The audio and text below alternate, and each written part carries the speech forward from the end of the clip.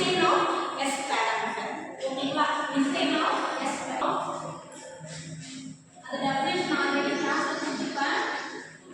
design of S parameter.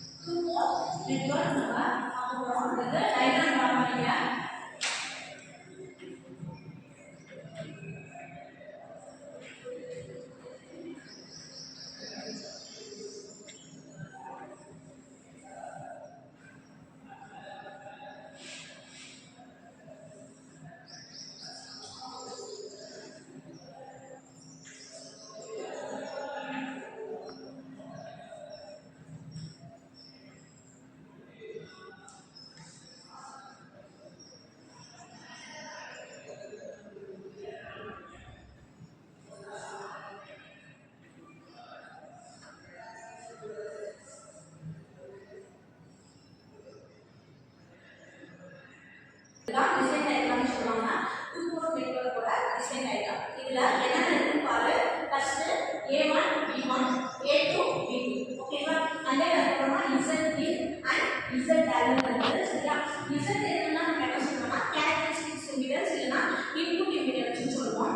ZL னா load impedance னு சொல்றோம். இதுல எனக்கு ரெண்டு வேவ்ஸ் இருக்கு. என்னன்னா incident wave and reflector waves னு ரெண்டு வேவ்ஸ் இருக்கு.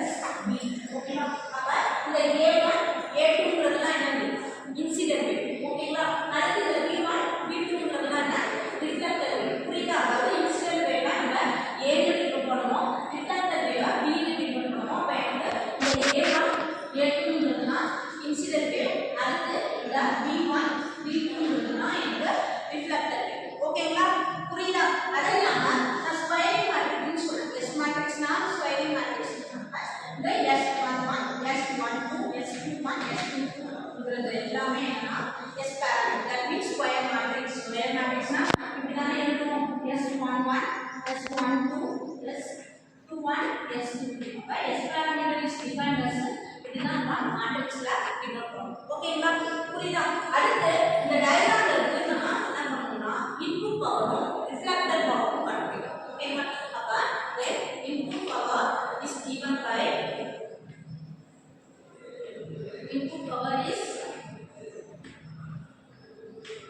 by input power எப்படி டிஃபைன் பண்ணுவாங்கன்னா P.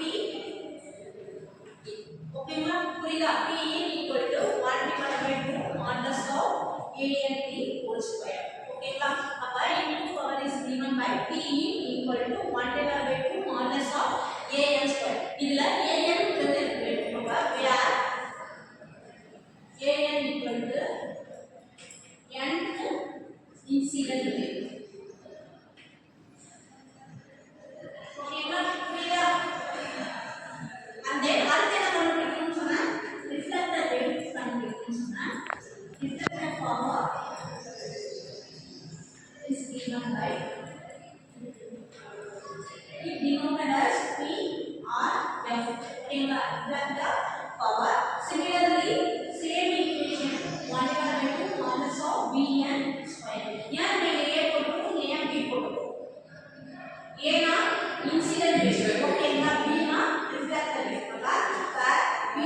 equal to Vn equal to n reflected.